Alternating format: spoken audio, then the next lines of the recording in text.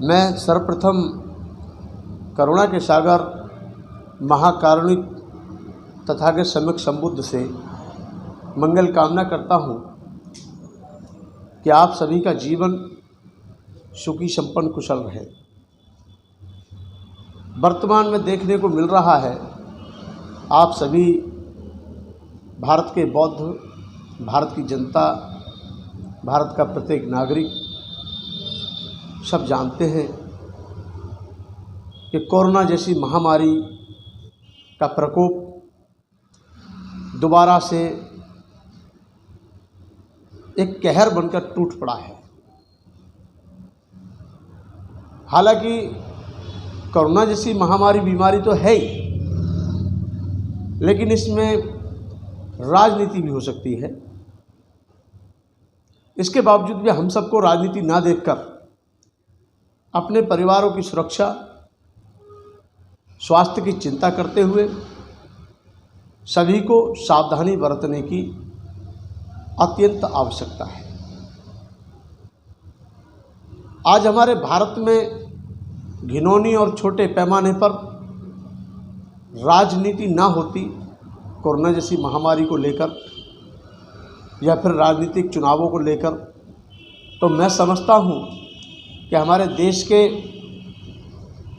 हर नागरिक को एक अच्छी सुविधा समय से रहते हुए मिल सकती है।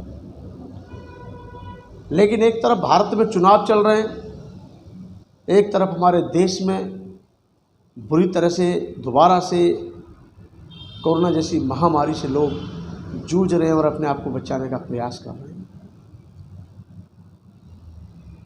हर व्यक्ति लाचार हो चुका है, परेशान हो चुका है, क्योंकि चारा कुछ है नहीं। वैसे भी 5 साल से लोगों की महंगाई के मारे कमरें टूटी हुई हैं, रोज़गार बंद पड़े हैं। नोटबंदी के बाद से लेकर आज तक कोई व्यक्ति दोबारा उठा नहीं है ठीक से। घर में जो उनकी जमा पूंजी थी वो सब बर्बाद हो चुकी, क्योंकि कामकाज सब ठप हो गए। युवा व्यक्ति रोजगार के लिए तरस रहा है। चारों तरफ हाहाकार मचा पड़ा है। और ऐसे टाइम पर हमारी केंद्रीय सरकार भारत की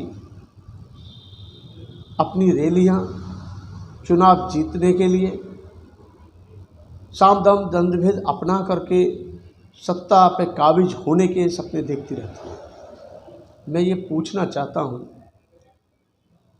माननीय सभी मंत्रीगणों से कि जब भारत की जनता ही नहीं बचेगी, जब भारत की जनता ही सुखी नहीं रहेगी, जब भारत की जनता ही आपके सामने नहीं रहेगी, तो आप राजनीति किस पे करोगे और आप किसके प्रधानमंत्री बनोगे? क्या खंडरों के प्रधानमंत्री बनोगे? आज आपको राजनीति से ऊपर उठकर सबसे पहले सोचना चाहिए कि हमारा देश स्वास्थ्य लाभ ज़्यादा से ज़्यादा कैसे प्राप्त करें, कैसे हम मरीजों को सुविधा दें, कैसे उन बीमार लोगों का हम ख्याल रखें जो आज हमारे बीच में से जा रहे हैं। बड़े अफसोस के साथ कहना पड़ रहा है, ये तो भगवान बुद्ध ने कहा है कि सब कुछ अनित्य है, जन्म है तो दुख है, जो व्यक्ति आया है उसको जाना ही है। लेकिन अपनी उम्र पूरी करने पर जब कोई व्यक्ति जाता है तो इतना दुख नहीं होता। लेकिन आज हम देख रहे हैं कि लोग कोरोना की बीमारी से ग्रसित होकर अपना दम तोड़ और अपनों को छोड़कर जा रहे हैं। कई मेरे परिचित बड़े अफसोस के साथ, दुख के साथ, वेदना के साथ मुझे कहना पड़ रहा है कि हमारे जो दिल्ली में स्थित डॉक्टर अंबेडकर भवन है, रानी झांसी रोड, वहाँ के एक बहुत बड़े पैमाने पर सामाजिक उपासक चेतराम भास्कर, जिनका पहले ही निधन हो गया था, उन्होंने बहुत सक्रिय भूमिका समाज में निभाई। उनके बड़े सुपुत्र का निधन, महेश भास्कर जी का निधन अभी जल्दी में ही हुआ है। कल ही उनकी शोक सभा का कार्यक्रम हुआ था। काश अगर ये बीमारी ना होती तो शायद अभी और उनका अपने परिवार के लिए दायित्व बनता था और वो पूरा करते। महेश भास्कर जी का जाना हमारे लिए बड़े खेद का विषय रहा। इसी के चलते हुए हमारी माता समान कुसुमलता निगम, जो उनके पति यानी महावीर प्रसाद निगम, जिनका संगाराम बुद्ध विहार में बहुत बड़ा योगदान रहा, इस बुद्ध विहार की नींव रखने में उनकी बहुत बड़ी भूमिका रही महावीर प्रसाद निगम जी की, जो पहले ही निधन हो गया था, निर्माण प्राप्त कर चुके थे। और पता चला है कि जल्दी में ही उनकी अर्धांगिनी हमारी आदरणीय श्रद्धावान उपासिका माँ समान कुसुमलता जी का भी निधन 15 अप्रैल को कोरोना जैसी महामारी के चलते हुए हो गया। ऐसे मेरे सामने कई दृश्य आए हैं। एक हमारे इंजीनियर साहब हैं जगवीर सिंह जी, उनकी मिसेज का भी निधन 17 अप्रैल को हुआ। बड़ा खेद का विषय रहा, बड़े दुख की बात रही। और अभी भी बहुत सारे लोग बहुत बड़ी कठिनाइयों के दौर से गुजर रहे हैं। राम खिलाड़ी परिवार, जो हमारे बुद्ध विहार से जुड़ा हुआ परिवार है, उनके पूरे परिवार सहित बहुत बड़ी मुसीबत का सामना कर रहे हैं। मैं कामना करता हूँ उनके सुखी जीवन की, स्वास्थ्य सुखी रहे, संपन्न रहे और मंगल में उनका स्वास्थ्य रहे।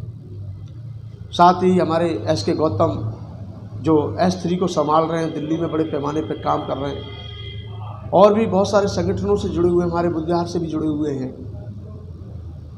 उनके भी सुखी जीवन की मंगल कामना करता हूँ। हमारे आदरणीय उपासक देशराज प्रेमी जी, जिनकी मिसेज, जिनकी पत्नी सरोज प्रेमी जी जो अस्वस्थ चल रही है, मैं उनके लिए भी मंगल कामना करता हूँ। हमारे प्रिय उपासक तेजवीर सिंह दिल्ली पुलिस में हैं, उनकी सुपुत्री सृष्टि गौतम, सृष्टि बौद्ध एक अच्छी सुशील बच्ची है, धर्म के प्रति सदैव तत्पर तैयार रहती है और अच्छा सभी जगह पर मैंने उसको देखा, उस बच्ची को शादी से पहले भी, शादी के बाद भी धार्मिक कार्यों में बढ़ चढ़ के हिस्सा लेती है। मुझे जानकारी मिली कि वो भी अस्वस्थ चल रही है, तो मैं उसके लिए भी मंगल नेत्री करता हूँ। ऐसे न जाने पूरे देश में लाखों लोग आज बहुत बुरे वक्त से गुजर रहे हैं, बहुत बुरे दौर से गुजर रहे हैं।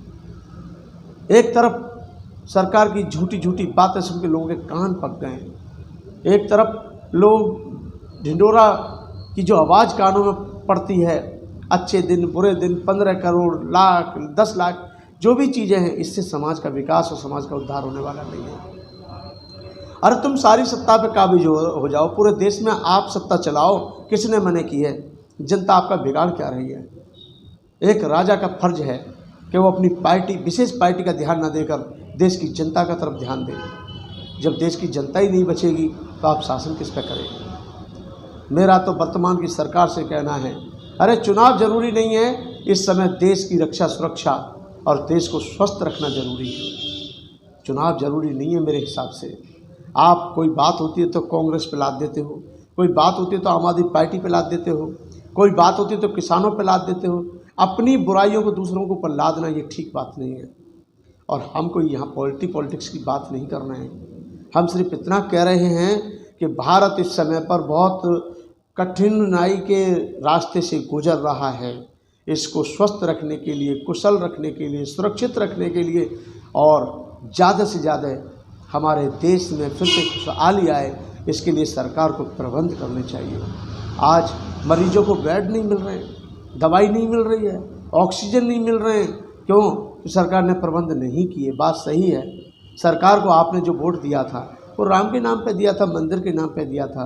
वो क्यों बनाएंगे तुम्हारे लिए अस्पताल? क्यों प्रबंध करेंगे तुम्हारे लिए ऑक्सीजन का? आप देखिए ऑक्सीजन के बिना कितने लोगों की मृत्यु हो रही है, ऑक्सीजन के बिना कितनी परेशानी हो रही है। जब आप हजारों करोड़ रुपए लगा करके मंदिर बना सकते हो, जब हजारों करोड़ रुपए लगा के स्टेडियम बना सकते हो, जब हजारों करोड़ रुपए लगा के प्रतिमा बना सकते हो, हजारों करोड़ रुपए लगा करके भारतीय जनता पार्टी का कार्यालय बना सकते हो, तो मैं सोचता हूँ कि ज़्यादा नहीं 1000-2000 करोड़ रुपए खर्च करके आज भारत की जनता की जान बचाने के लिए दर दर की ठोकरें खा रही है। मजदूर फिर से प्लान कर रहा है, गांव जाने की सोच रहा है। गांव में जाएगा भी तो वो क्या करेगा? बहुत सारे लोग भूखमरी से मर रहे हैं, बहुत से लोग उनको धक्का बैठ रहा है, गम बैठ रहा है, कैसे बचेंगे? पूरे देश का माहौल ख़राब हो चुका है। ऐसे टाइम पे आवश्यकता है, इस समय वर्तमान में आवश्यकता है कि सरकार को पार्टी पॉलिटिक्स ना करते हुए, सरकार को राजनीति ना करते हुए, सरकार को ध्यान देना चाहिए भारत की जनता जल्दी से जल्दी और कैसे स्वस्थ हो। आज हमें ये कोरोना वायरस जैसी महामारी बीमारी बहुत कुछ सिखा रही है और कल को ये कोरोना वायरस जैसी महामारी का प्रकोप किसी के ऊपर भी टूट सकता है। इसलिए हम सबका फ़र्ज़ है एक दूसरे की हिम्मत बांधें, एक दूसरे का साथ दें, एक दूसरे का सहयोग करें, एक दूसरे की मदद करें और एक दूसरे का किसी भी प्रकार से हो सकता है तन से, मन से, धन से योगदान देकर जिस प्रकार से भी हो सके एक दूसरे की जान बचाने का प्रयास करें।